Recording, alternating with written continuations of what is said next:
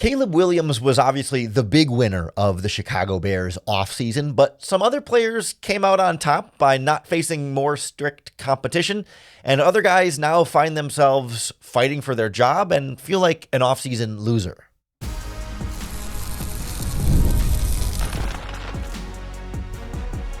You are Locked On Bears, your daily Chicago Bears podcast.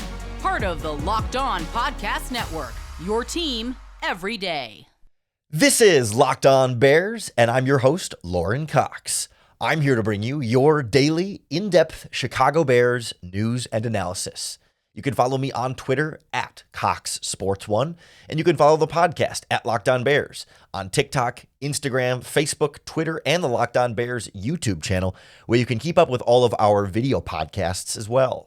Thanks for making Locked On Bears your first listen today. We're part of the Locked On Podcast Network, your team every day.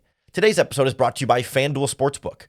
Right now, new customers can get $200 in bonus bets when your first $5 bet wins. Just visit FanDuel.com to get started. On the show today, I want to go through some winners and losers of the Chicago Bears off-season moves so far. Some guys who have come out ahead with all the moves the Bears have made around them. Some other guys who now have a lot of work cut out for them that maybe they weren't initially anticipating. And I think there's a few players where the jury's still a little bit out. Either future moves could still happen, or depending on how OTAs, minicamp, and training camp goes, they could either be in a great spot or find themselves in a little bit more trouble than they might have thought. Not necessarily because of something brand new adding into the mix, but because of what already is around them on the team. But let's start with the winners, the players who I think can take a deep breath and say, I think I've made it through the worst of things. And of course, there's always still time for the Bears to add more players in free agency or whatever it might be via trade. But for the most part, I think if I'm DeAndre Swift, I have to feel like a really big winner thus far. The fact that the Bears go through all of the primary free agent period, and then most of the draft until the 7th round is when they make any kind of running back addition. Like, for all of the consternation and hand-wringing about Bears fans wanting to see the team make some kind of running back upgrade, whether that's Ashton Jeanty in the first round or now there's been rumors or talk of Nick Chubb or J.K. Dobbins. So far, DeAndre Swift has been able to escape all of it. And I think generally this has been noise created on the outside a lot more than anything coming from the inside with the Bears. I think this is Bears fans being obviously disappointed and rightfully disappointed in what DeAndre Swift did this past season. But just because the fan base is disappointed, and I think the Bears were probably a little disappointed too, but just because there's disappointment doesn't mean that means it becomes a huge priority to upgrade and replace. The team said, yeah, probably not what we wanted from DeAndre Swift, but you can look at trouble on the offensive line and trouble with play callers and say, hey, we have upgraded the offensive line and upgraded the play caller so that now they can reasonably expect a better performance from DeAndre Swift and not necessarily feel as though they had to go out and get an upgrade. And I do think that even if they come back around training camp or whatever and sign someone like Nick Chubb or J.K. Dobbins or whoever, that isn't necessarily instantly taking DeAndre Swift's number one job. Chubb has been hurt and hasn't quite looked fully the same since that injury. J.K. Dobbins also deals with a lot of injuries, a much younger player there as well. But I think DeAndre Swift will be just fine even if they sign one of those guys. It might cut into his carries a little bit here and there, but he's still got his contract, and he's still in a position to have a bounce-back year reunited with his Detroit Lions offensive coordinator. I think the likes of Roschon Johnson and Kyle Monangai are going to have roles in this backfield, but I think Swift can easily get back to being a 1,000-yard guy, a number one back for the Bears that, sure, you would like to upgrade in the long run, but for now, you can more than get by with what the Bears have in the backfield here. One other guy that I think big winner so far, and maybe there's an opportunity for this to change, but it's kind of like running back where we'll see how it plays out. The Bears are going to take this slow, and for now, I think they don't have a strong desire to make a change here, is Austin Booker, your 2024 fifth-round pick out of Kansas at the defensive end position. To me, I still look at this Bears defensive line and see a big hole in that number 3 pass rusher spot, but for now, it's Austin Booker. And maybe they'll rotate Shamar Turner there. Maybe they'll rotate Gervon Dexter there. We'll see how they want to handle that, or a free agent could be a possibility. We talked about that last week on the podcast. But I still think Booker, by making it this far without competition, is going to have a role in this defensive line. And I think if they had gone into the NFL draft and taken a edge rusher with the first round pick, or even more of a true edge rusher in the second round than Shamar Turner, who's kind of inside out, or if they had signed another veteran to be that number 3 pass rusher early in free agency, I think that would be a pretty strong signal right away that, like, hey, Austin Booker's probably going to spend most of the season on the bench, could even be a potential practice squad player, although probably not that drastic this year, but inactive on game days was definitely a real strong possibility. But I think now he's in a spot where maybe he isn't the true number 3 edge rusher, but he's going to get some playing time here and is going to be a part of this rotation on the defensive end position. And going into this offseason, it felt almost likely that they would put some sort of upgrade ahead of him. And the fact that he's going into OTAs and minicamp as the true third guy in the depth chart, like him and Dominique Robinson, you can throw right here in the same conversation. Like, those guys are winners at this point because the team didn't make more of a concerted effort to upgrade ahead of them on the depth chart. And the last winner I'll go to here is another sort of duo at the same position, like Booker, like Robinson. They're sort of together there. But the combination of Kevin Byard and Jaquan Brisker, for the Bears having not addressed the safety position at all in the offseason, is good news for both of them and their future leverage. I would have liked to see the Chicago Bears draft a safety of the future this year at any point in the draft, but preferably, earlier than the 6th or 7th round. And of course, they didn't really touch that position at all. They signed an undrafted free agent out of LSU, who we'll talk about here in the coming days here on the Locked On Bears podcast. And I think they got a second UDFA as well from Oregon, Tysheem Johnson. But nonetheless, no real meaningful investments at safety. And you've got both Brisker and Kevin Byard entering the last years of their current contracts. Brisker's rookie contract, and Byard is the 2-year deal that Pohl signed him to last year.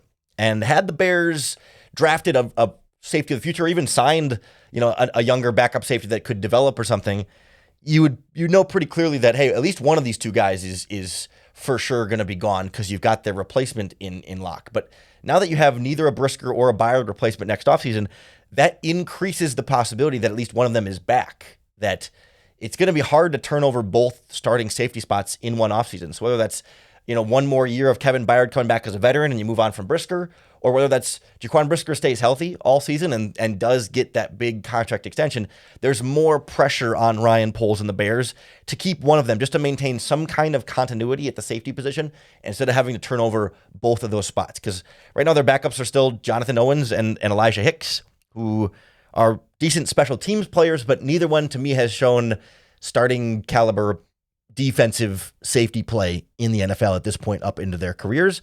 And so whatever Byard or Brisker replacement you would go after in 2026 has to come from outside of the roster. So maybe the Bears ultimately end up feeling more pressured to keep one of them instead of having the replacement, ready and waiting in the wings. I think they wanted to add one, but you're not going to force it in the draft. And if there just wasn't the best player available when you were drafting, then ultimately you're not going to force it and say, hey, well, we'll figure that out later. And they'll be able to find a new starting safety when they need to. It's just, you'd prefer to build that up more slowly as opposed to a harsh transition next offseason, replacing one or potentially both of your starting safety. So some big winners there for Brisker and Byard, for Austin Booker and Dominique Robinson. And definitely I think DeAndre Swift is the winner number one there. Of course, all this omitting Caleb Williams, who obviously head coach, receiver, offensive line, tight end, like everything has been all about making Caleb Williams the big winner. But that's pretty obvious. I didn't think we needed to spend any significant time on the podcast talking about how good this offseason has been for Caleb Williams, because that's about as obvious as you can possibly get.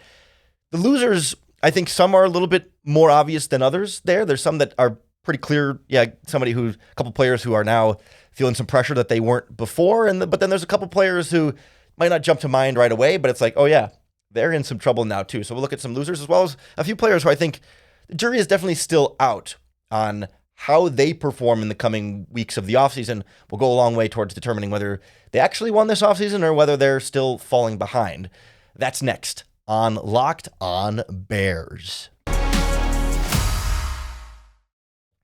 This episode of Locked On Bears is brought to you by our friends at Skylight. Say goodbye to sticky notes or scribbled plans on the fridge and overlapping calendar invites, because the Skylight Calendar is here to bring clarity to the chaos and help families stay organized without the stress.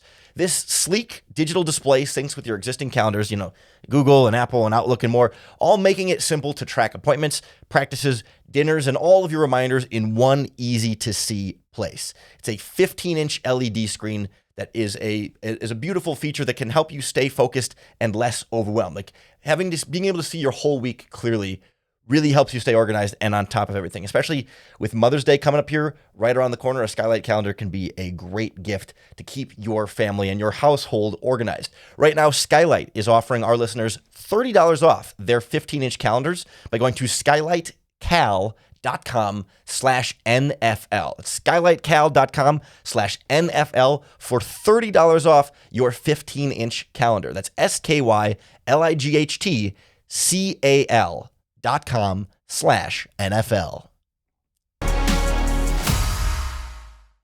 So with DeAndre Swift and company being the big winners for not really getting much competition when we thought it could be a competition-heavy offseason for them, you can guess that then some of the losers might be guys who thought they'd have it easy, but now they got other players breathing down their neck. And I don't want to belabor, I think the most obvious loser here then is Cole Kmet. And we talked about this a little bit on a couple podcasts last week after Colston Loveland was drafted. But just to sort of make it clear again, the Bears are not trading Cole Kmet right now. The Bears are not moving on from Cole Kmet before the start of the regular season or even during the 2025 calendar year. I'd be pretty surprised if they move on from Cole Kmet.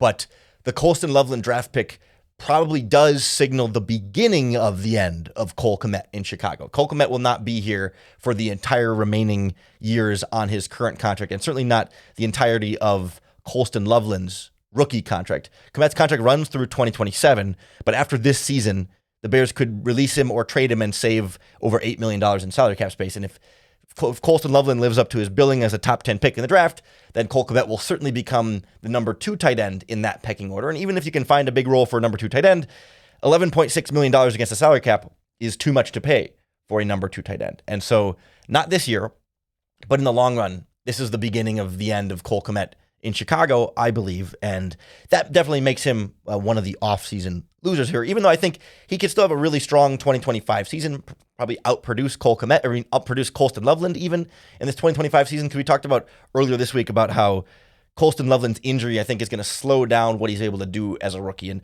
not mean he's a bust or any kind of bad pick, but just maybe we should keep our expectations reasonable for Colston Loveland in year one, which then means more production for Cole Kmet this upcoming season. But beyond that, things start to go awry. Same thing for Braxton Jones. 2025 might still be his job, his gig, ready to roll. But beyond that, this is probably Braxton Jones's last season with the Chicago Bears. They're going to have Ozzie Trapillo and Karan Amagashi compete for left tackle while Braxton Jones is injured. And then when Braxton Jones comes back during training camp, presumably the winner of the Trapillo-Karan Amagashi competition will then compete with Braxton Jones to be the week 1 starting left tackle in Chicago. And sort of regardless of Braxton Jones, whether he wins or loses that, he's still going to be the long-term loser here because he's in the final year of his rookie contract. The Bears drafted Trapillo. They have Amagashi as a draft pick. They're not going to re-sign Braxton Jones to an expensive contract extension when you've got 2 young left tackles competing behind him for the long-term future. So the Trapillo signing, or the Trapillo draft pick, locked in that this will be Braxton Jones's last year with the Chicago Bears. Had they not drafted a left tackle, in the first 3 or 4 rounds, then there's a real path there where Amagashi never develops or takes the next step. So the Bears say, well, we got to keep Braxton Jones around, and so we'll sign him to a long-term contract extension, even though we have Amagashi on the bench here. But Trapillo is really what put that over the top to say, hey, yeah, this isn't gonna be much longer for Braxton Jones. He might very well win the competition. I mean, you would think a veteran 3-year starter at left tackle should be able to beat out a rookie, even a second-round pick like Trapillo, but especially a rookie who's moving back over to left tackle. On paper, Jones should be the betting favorite to start at left tackle this season. We'll see how it plays out. And he may very well start the season and then cash in the offseason if he has a really good year, hits free agency, gets a big deal from somebody else. Then is he really a loser in the long term?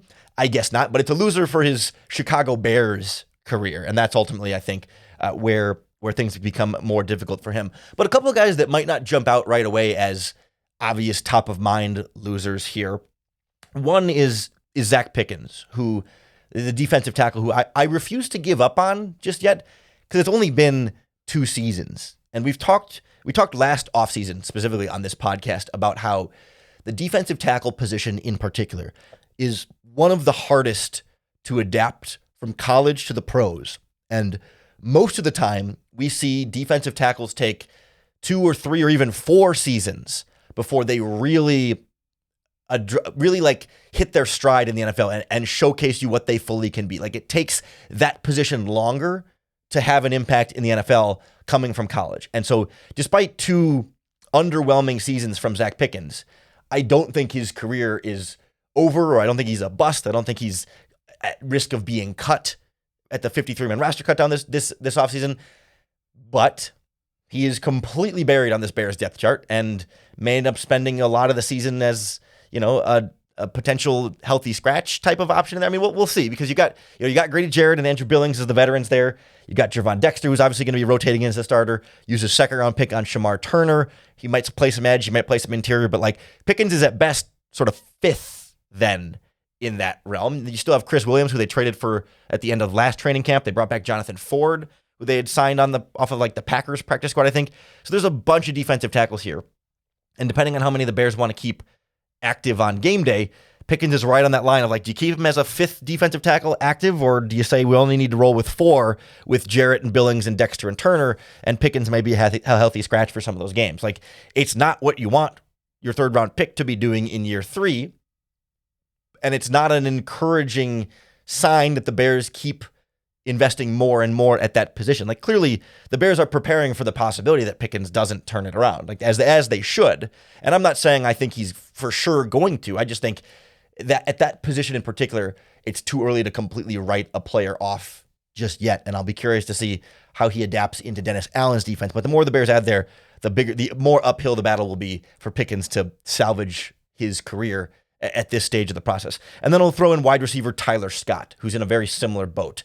4th-round pick, somebody who has occasionally rotated in and had, flashes every once in a while here and there. But as the Bears sign veteran free agent wide receivers in Olamide Zaccheaus and Devin Duvernay, and then they draft Luther Burden, like Tyler Scott just kind of keeps getting pushed down, where when we entered the offseason, we wondered, like, could Scott be in the competition to be the number 3 wide receiver? DJ Moore, Roma Dunze, and then Tyler Scott maybe competing with Zaccheaus or whoever. But like, man, you start to add in everybody else, and Tyler Scott feels like, number 6 wide receiver on the depth chart, someone whose only shot at playing time this season is really going to be on special teams. And even just a couple years removed as a 4th-round pick, I don't know that he's guaranteed a roster spot on this 53 at the end of training camp. You certainly hope.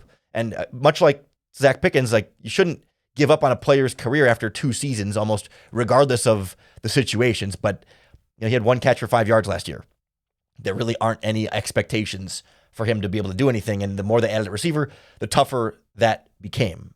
You hope he can find a way to crack into the lineup and make a name for himself, but it doesn't seem super, super likely. And that's been so dependent on everything the Bears have done at his position. It's a tough spot, and that definitely makes him a loser so far. But there's a few other guys who, I don't know, I'm not ready to declare a winner just because the Bears didn't do a bunch for them, but they're also not necessarily a loser, because it kind of depends on how they perform at OTAs and minicamp and training camp. That'll kind of determine, I think the way I'll put it is like their fate is in their own hands. The opportunity is there for them to take advantage of it and become a winner, and the opportunity is there for them to fail to take advantage of it and kind of become a loser, but it'll be their own doing either way. So we'll take a look at a couple guys where the jury's still out next on Locked On Bears. This episode of Locked On Bears is brought to you by FanDuel Sportsbook. The NBA playoffs are in full swing, and every night delivers highlight-worthy performances, major momentum shifts, and can't-miss moments. So whether it's a game-winning shot or a breakout player, there's never been a better time to get in on the action with FanDuel. They make it easy to stay in the game, either before tip-off or once the game's already rolling. With player props, performance trends, and same-game parlays, fans have more ways than ever to play smart and win big. If the NBA playoffs aren't your thing, you can bet on the hockey playoffs, the upcoming football season, Rookie of the Year odds, division records, Bears win total. They've got it all in the FanDuel app that's safe, secure, and super easy to use. So if you're new to FanDuel, it's the perfect time to start up, because if you head to FanDuel.com and place your first $5 bet, you'll get $200 in bonus bets if that first $5 bet wins. Make every moment more with FanDuel, an official sports betting partner of the NBA. Some Bears players don't fit neatly into a winner or a loser category. And I think these are maybe the most interesting players to watch here. Because, of course, there's a left tackle competition. Everyone's going to be watching that. It's going to be interesting, but okay, that's sort of the obvious big one here. But someone to me who I still feel like the jury is completely out on, as far as winner and loser here, is Tyreek Stevenson at cornerback. That was one of the sneaky positions that we wondered if maybe the Bears would look to make a more significant upgrade. Could a cornerback have been the best player available on the draft board in the first or second round? And maybe the Bears looked at it and said, hey, Stevenson was kind of benched on and off last season and struggled, obviously. They could have viewed that position as more of a need than I think we have generally on the outside. They didn't. I mean, they drafted Zay Frazier in the 5th round, who has a lot of potential, but 1-year starter in college, a lot of physical tools. But I don't think I'm necessarily expecting Frazier to come in as a rookie and compete to start with Tyreek Stevenson as a 5th round pick. I mean, never say never, I guess. I mean, that's the dream, but not something you should count on, right? It's not making Tyreek Stevenson a big loser there because they used a 5th round pick on a corner.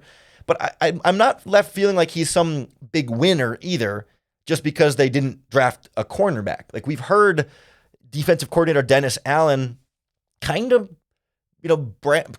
bundle Stevenson and Terrell Smith in the same category. When he talks about these defensive backs, it's they really like Jalen Johnson. They're really excited what Kyler Gordon's going to do. And then Stevenson and Smith both have some upside too. We're excited to see what those guys can do as well. And it feels to me Stevenson is the incumbent starter and is the favorite to start. But when Ben Johnson says there's no depth chart and every opportunity is open, that includes Stevenson and the cornerback position. And so when Dennis Allen talks about how, we might move Kyler Gordon around and he could play some on the outside, or he could play some of even safety they've thrown out there. I think, much like we think about the offensive line saying get your 5 best players on the field, I think the cornerback position may end up being that way too, with Jalen Johnson, Kyler Gordon, and then your number 3 there, get your 3 best corners on the field. And if that 3rd best corner is Terrell Smith on the outside, then it's Terrell Smith on the outside. Or if that 3rd best corner is Josh Blackwell coming in and playing in the slot, and you move Kyler Gordon back to the outside, get your best corners out there. And if Tyreek Stevenson doesn't take a step forward here in year 3, you could find a reality here where he's not one of the Bears' 3 best corners at this stage of the process. In theory, on paper, Dennis Allen's defense should be a good fit for Stevenson. It's going to ask him to play a bit more man coverage and be up on the line of scrimmage more than what Matt Eberflus did. And that should be a better fit for Stevenson's skill set specifically. But nothing's going to be given to him here, and he's going to have to earn it. And he was struggling with that a little bit last year when it was Eberflus and the coaching staff that drafted him. Now, Dennis Allen didn't draft him. Ben Johnson didn't draft him. They don't have the same allegiances to Tyreek Stevenson. They're just going to play the best corner. And so I don't think he's a loser because they didn't get him any very much new competition, but he's not a winner just because they didn't add competition either. He's very much kind of up in the air here. Similar conversation, I think, for at the linebacker position for Noah Sewell or Amen Onbagbamiga, or I guess you could throw in Ruben Hippolyte here, but the Jack Sanborn replacement spot is this other sort of jury still out, because using a 4th round pick on a linebacker who was projected to go undrafted doesn't, to me, scream plug and play day 1 starting linebacker next to Edwards and Edmonds. That 3rd spot next to those two in base defense, the Jack Sanborn role, I would think they've drafted and have been developing Noah Sewell for a couple of seasons now. I think they'd like to maybe see him step into that role. He's closer to Sanborn's type of skill set. But we've heard Dennis Allen talk about how they want more speed on defense, and Noah Sewell is not a speed linebacker. So maybe it is between Amen Onbagbamiga and Ruben Hippolyte for that number 2 or that number 3 linebacker spot. But Onbagbamiga has started 2 games in his NFL career as a rookie in 2021 with the Chargers. He has been a career backup and a good special teams player. So in theory, you don't really want him to be plan A as one of your base defense starting linebackers, but then is plan A a rookie 4th-round pick who was a projected undrafted free agent with good speed, or the former 5th-round pick you've been developing and you can hope can step in that role, but doesn't have the one key trait that Dennis Allen has been emphasizing this offseason. That's where I feel like the jury's still out, because I can't get a good read on what the plan is there, or if maybe they'll still sign another linebacker. I mean, presumably a veteran minimum type player, because it's not even a full-time starting role here, so you don't need to go spend a lot of money. But I think it wouldn't be too hard to find a linebacker still out there in free agency that you feel like you don't need a Pro Bowl caliber player there. Is there a veteran that has some kind of experience? I look like Quan Alexander from the Detroit Lions has the Ben Johnson familiarity. He's 31. You're not asking him to be an every down player. You're just asking him to step in and play some snaps. Or Tyler Matakevich from the Steelers, I think would be good in this specific type of role. There are veterans out there, and that's why none of the linebackers are quite winners or losers just yet, because that one is really kind of up in the air. And then one other wild card person, I'll say, that jury is still out on whether he's a winner or a loser this year. Not a player, but a coach. Special teams coordinator Richard Hightower. He was retained by Ben Johnson's coaching staff, so that's a win. He wins by keeping his job for sure. But I guess I mean in terms of like not him in his personal life, but in terms of his side of the ball, because the Bears needed to upgrade the kick return position. They signed Devin Duvernay as a free agent from the Jaguars, but it's been 2 or 3 years since Devin Duvernay was a real difference maker as a kickoff return guy. And even his punt return has been kind of up and down the last few seasons. To me, Duvernay doesn't come in and instantly say, wow, that's fixed. It's definitely plan A, and they're optimistic that playing in this special teams scheme under this coaching staff with these blockers and whatever, that they can get him back to that. But I'm not totally convinced that the Bears are going to have some great return game just yet this year. Maybe it can be better. I don't think it's going to be horrible, but maybe it's closer to average to below average. And then on top of that, some of Hightower's key special teams players weren't retained. Jack Sanborn being one of them, cornerback Jalen Jones being another. There were a couple of defensive backs that have gone. Some of the veteran wide receivers farther down the depth chart, the Bears have moved on from. And a lot of this is just getting rid of Eberflus guys, which is fine, but that's a turnover at some key spots for the special teams unit. And so it's not to say that Richard Hightower is the loser there, because they've replaced a lot of those guys. Olamide Zaccheaus can play some special teams. Tyler Scott's going to be obviously a big part of the special teams unit again. Kyle Monungai can play special teams. Durham Smythe, some of the undrafted free agent linebackers and defensive backs they brought in, even some of the rookies like Zay Frazier and Ruben Hippolyte. They've got new players to replace those players. They just don't stand up to me as big winner on special teams or big loser on special teams. It's more like transition on special teams, and we'll figure out soon whether Hightower got better players or worse players, or whether he's able to kind of keep the ship together here. But it kind of feels like to me, when Hightower is retained as special teams coordinator, he doesn't have as much job security there compared to Dennis Allen. I don't know, if the Bears special teams are bad after one season, I would think Ben Johnson could fire Richard Hightower and say, screw this. Let me get somebody I want, as opposed to, he wanted to retain Richard Hightower, but more so, let me get somebody I know, as opposed to retaining the guy who was here, who did a good job, so we'll give him a shot. To me, that it feels like a little bit of a prove-it year for Richard Hightower at this point. And so then, yes, he's a winner because he kept his job, but I don't know that the security is there in the long term, and they turned over a bunch of his players, so that's why he kind of lands in this middle ground. That's why I wanted to leave time for guys who weren't quite winners, not quite losers, still TBD. If we get any updates on any of these position battles we've been talking about on the podcast today, you could be sure we'll break it down for you right here on the Locked On Bears podcast. So make sure you hit that subscribe button on YouTube or wherever you listen to podcasts, because that's going to be the best way to keep up with all of our daily, in-depth Chicago Bears news and analysis. Thanks for making Locked On Bears your first listen today. We're part of the Locked On Podcast Network, your team every day. If you're looking for a second listen, you can always get more football talk on Locked On NFL, Locked On NFL Draft, or Locked On NFL Scouting here on the Locked On Podcast Network. But just make sure you coming back tomorrow to Locked On Bears. Make us your first listen once again for another opportunity to bear down.